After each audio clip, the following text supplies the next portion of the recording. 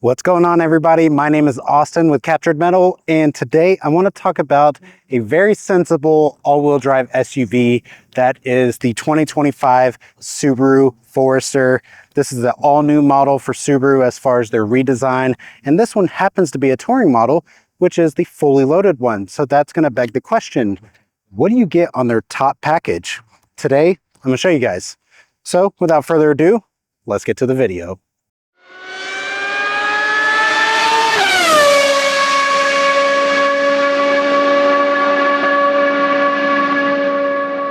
I've borrowed this Forester from Subaru of Gwinnett here in the North Atlanta area. They were kind enough to actually let me use this specific unit, the only one that they have to actually film and create this video for you guys. Turns out they sell really fast. This is their best-selling trim apparently for the Forester model, and I'm not surprised. I've spent a little bit of time before actually starting to film with this, and it's a pretty nice ride. All right, so let's talk about the front end of the redesigned Forester. Subaru is really putting an emphasis on design and creating something that's a little sportier and that'll appeal to a lot more of the masses. And I think they executed it really well with this Forester. So you got full LED lighting in the front. It's going to be hard to see on camera, but you have Subaru, the actual name, embossed in the headlight housing, which is really cool.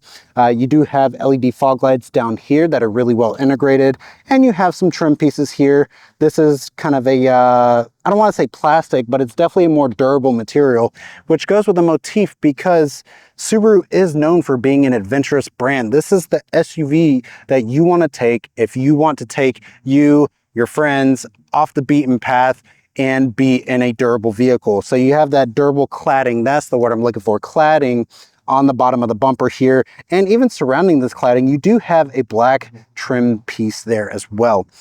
Going through the rest of the grille, you're going to notice there's a lot of open space here that is gloss black. You have their emblem here.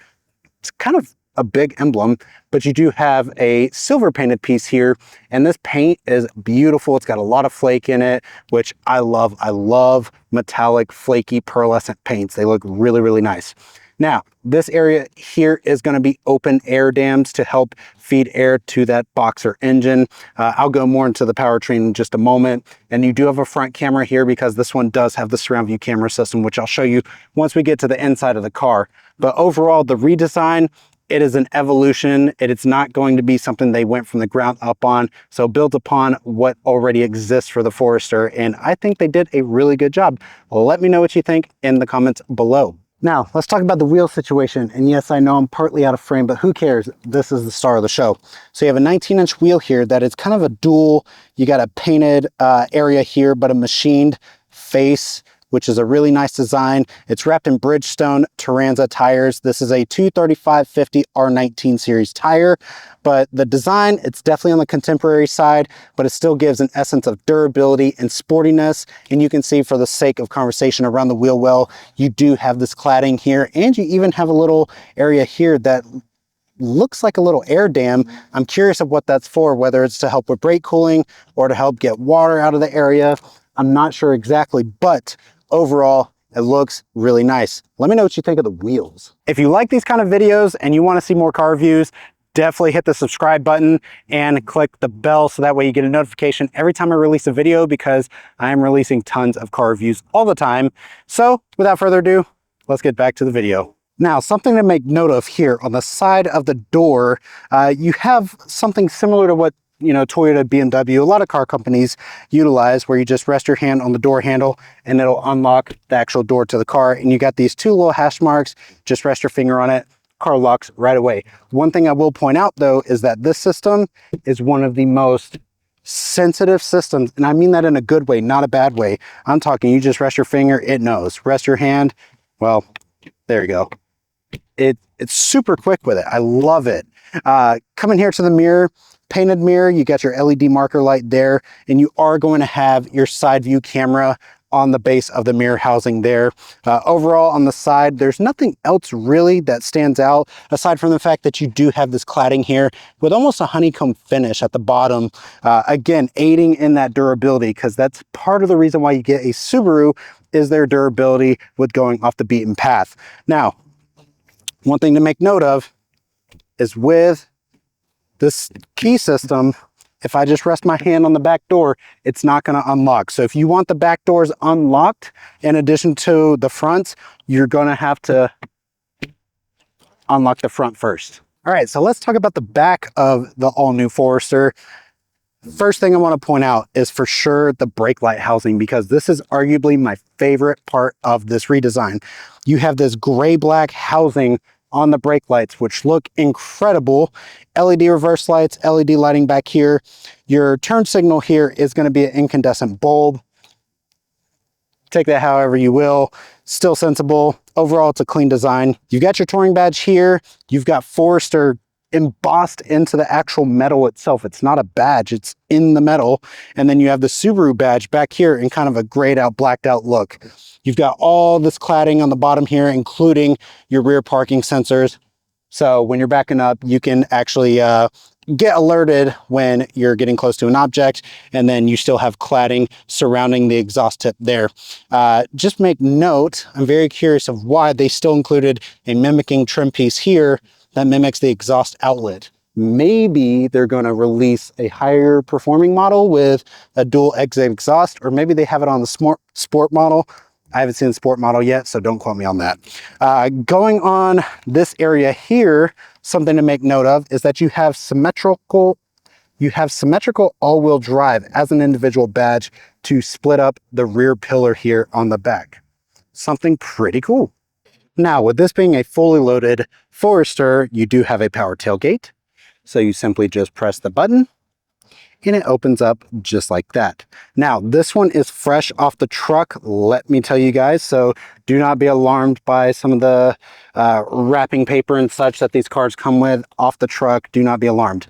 This one's got all the all-weather mats from the factory. You can see you got your sub for your Harman Kardon surround sound system. You've got various hooks here. You've got levers to release the second row seats. My camera equipment's in there, so that's why it's not going all the way down. And yes, you have this cargo cover, again, equipped from the factory. That may vary depending on what specific VIN you're after. Don't come after me for stuff like that. One thing I love is that all the design details in this and the all-weather mats and the seat backs is all like trail like designs. Like this looks like a trail that you would see on a map, and it is just super, super cool. I love car companies that really go after their own motif. Going underneath here, you are going to see that there is, I'm trying to move everything. You got your spare tire underneath the foam and underneath the cargo cover area. So you do get a spare tire built into the rear access of the Forester. All right, you know I've got to do a test as far as how I fit back here. The front seat is exactly where I would have it. And let me tell you, looks are absolutely deceiving when it comes to the Forester, because interior space is absolutely incredible, especially for this being a compact SUV. I've got tons of knee room, pretty good amount of headroom here, which is nice. And the seats are really comfortable. I'm gonna show you the seats and their material shortly because I really, really like this interior. But overall, I mean, tons and tons of room. I'm not concerned about anybody fitting back here. All right, let's talk about the interior, starting from the back, and we'll work our way front. So door card for the rear, you've got the suede-like material. You have this soft touch rubberish material. This is actually really cool. Again, for the sake of durability, in a copper looking contrast stitching. Metal finish for the handle, feels really nice. Of course, your switch gear for the window, and then you got a little pocket here to store whatever you need to. Nothing crazy there. One thing I will make note of, you have this textured rubberized material here, especially important if you've got little ones that need to climb into the seat. And let's talk about the seats, because these are going to be a leather material with suede, and there's that copper stitching again. It is a dual, I guess, material seat, and it feels fantastic.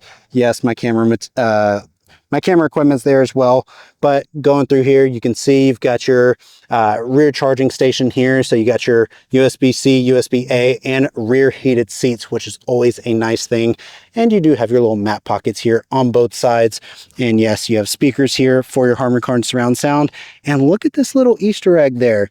You got little paw prints there, because Subaru loves dogs. Now let's touch on the front seat area. Let's do a quick little overview here, okay? So on the driver's side door card, Carrying on the same thing from the rear, except you have your switch gear here for your lock, unlock, window switches, your mirror controls there, storage pocket there as well. And you do get badging now for the Harman Kardon surround sound on the front speaker grille. Something to make note of, you do get memory seats. You have 2 slots here. And then for the driver's seat, you can see it's power. Both the front seats are going to be power, but you can see here the seat itself fairly bolstered, which is nice if you don't like scooting around in your seat during turns. But yeah, these seats are really, really nice. The build quality just feels incredible. You do have, I don't want to say a panoramic sunroof, but it's definitely not a standard size. It's an oversized sunroof, but you do have that, and it is going to have a manual rear sunshade. But let's get more into the details here in the cockpit area of the new Forester. All right, first things first, this is what the key looks like. So you're going to have your lock button. Unlock is the Subaru insignia, which is interesting because BMW does the inverse. You do have your tailgate opener there, and then your panic button there at the bottom. Overall, sturdy key design, nothing crazy. Push button start, and this thing starts right on up. I'm gonna close the door here. And just to go a quick run through, you do have analog gauges there. Tells you all the information you need. You do have a huge vertical touchscreen here, and you do have certain things that are actual tactile buttons. So you still have your hazard button there, your volume knob, your defroster, defogger, and then your switches for your actual dual zone climate controls. Now, things that are in the screen. So let's talk about it. So you're going to notice your fan speeds are going to be in the screen. Okay. Have no fear. It is very, very reactive. Now, over here, you can see you got heated seats and ventilated seats for the front, which is always a nice touch. Okay. Car info. So if you want to see cool things like your angle, whether it's the angle of which the car is kind of leaning or the angle it's going forward or backwards, really nice if you're going off-roading. You can see driving statistics and maintenance as an option there. Press down here and that's your home button. Going through these little guys here, so that's going to be your brake hold button, and this is going to be to turn off your idle, stop and go.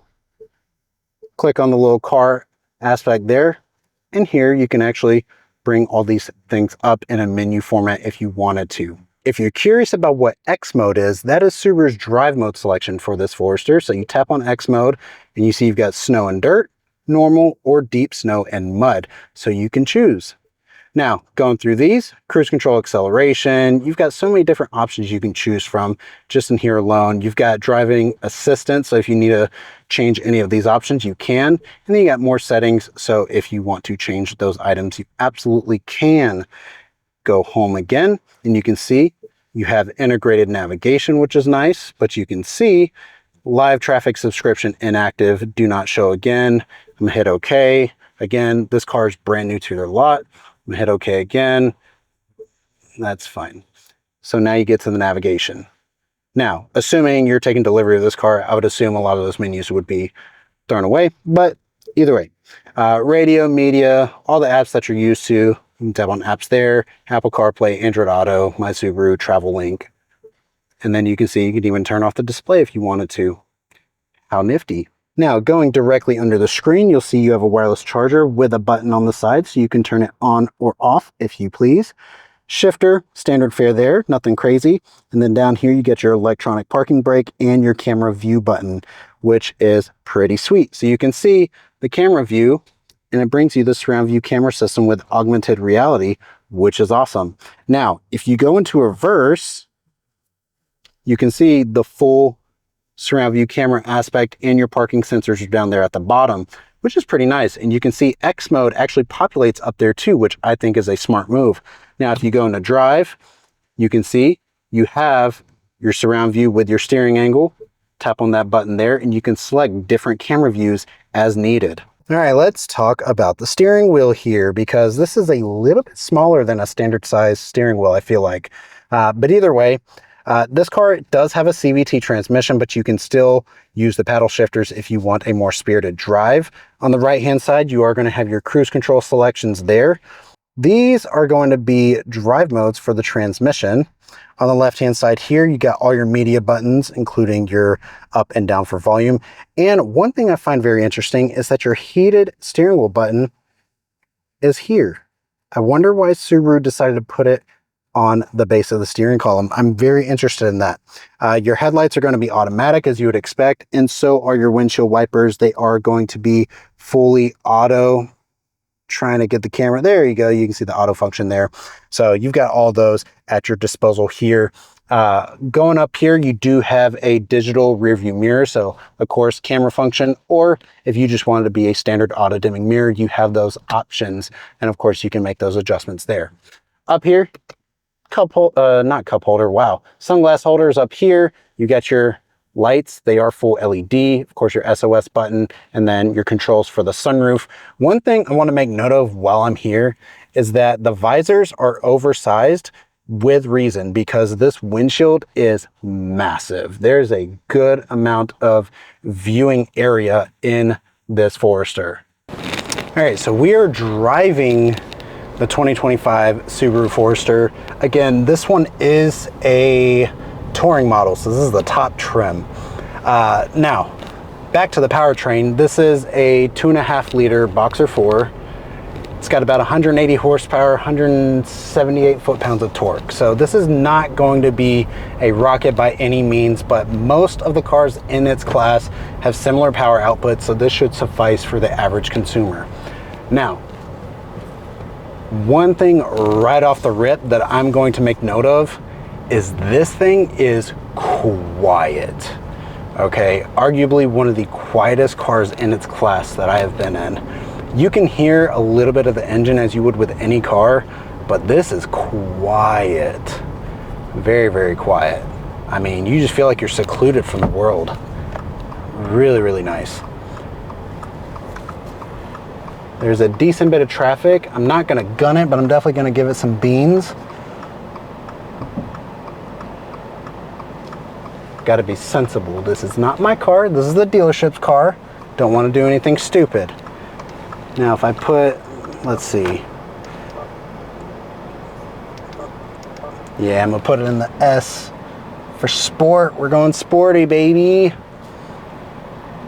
Just to see if it really changes much. I'm not imagining it's going to, but you never know. Man, there's tons and tons of traffic out here today. Holy cow. All right, this is definitely different than what I felt earlier. So the CVT, I've driven quite a few Subarus with their CVT, and their CVT, for some odd reason, it is super sensitive to throttle input. It is remarkably sensitive to throttle input, which is fine. See, I put it in the I wonder if that stands for intelligent. You guys let me know in the comments below what the I stands for, but immediately I saw the RPMs drop. Now, one thing while I'm noticing it, blind spot detection is actually on the inside of your mirror housing. It is not on the actual physical reflecting mirror itself. So just keep that in mind. If you're coming from a brand or a car that has it on the actual mirror itself versus on the mirror housing on the inside, it's going to be an adjustment for you and you're going to have to get used to it. But I would imagine you can get used to it fairly quickly.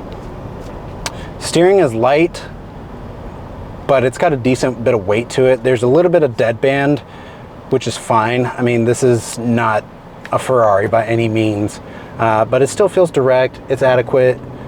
It feels nice. Throttle input, perfectly fine. You don't really hear the rubber band effect that you usually do from CVTs, which is a good testament. But I also think that's because this car is so quiet. This is like, if I could take anything away from this drive right now, it is 100% how quiet this SUV is. And I think that was a shocking thing for me. This is really, really quiet. All right, so let's see what happens when I press the paddle shifters. There we go.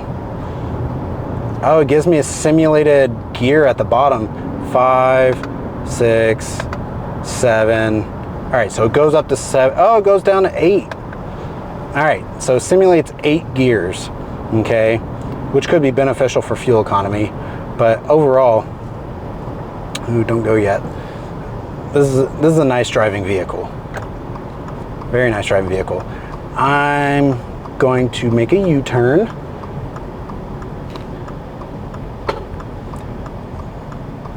this car has fantastic visibility. I don't think I'm going to make a U-turn here. I don't think I can make a U-turn. I'm not going to attempt it. This car has fantastic visibility. I mean, there's no denying that. Everywhere I look, there's glass, okay? And I don't mean that in a bad way. I don't want you guys flipping out on, you know, oh my gosh, what if you get in an accident? It's not like that. It's just they make good use of all the space as far as the glass and design. And like this rooftop, it's tall. This thing is shaped like a box. So it makes sense on why this thing does have such good visibility. Now, one thing I will say is this is at an angle to where there's not that much glare on the screen, which is really nice. I would imagine there's an aftermarket solution if there was glare anyways, because again, I had an anti-glare screen cover on my Telluride when I had it, and it was fantastic. It also reduced fingerprints, which is also fantastic. But overall, I like the angle of it. The screen layout, that's anybody's, you know, opinion on whether they prefer vertical versus horizontal. I personally like horizontal because I'm used to it, but vertical in this situation, it doesn't really affect usability or any of that. I mean, it's a nice setup. All right, going through here. Pickup is perfectly adequate for a car of this nature. The steering's not too floaty, which is great. Pickup is great. I'm just gonna turn around here.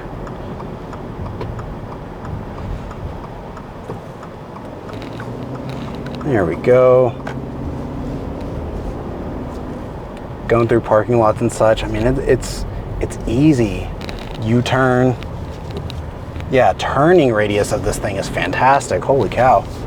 This is a great car for somebody who just wants a good A to B SUV with modern amenities, and it's durable.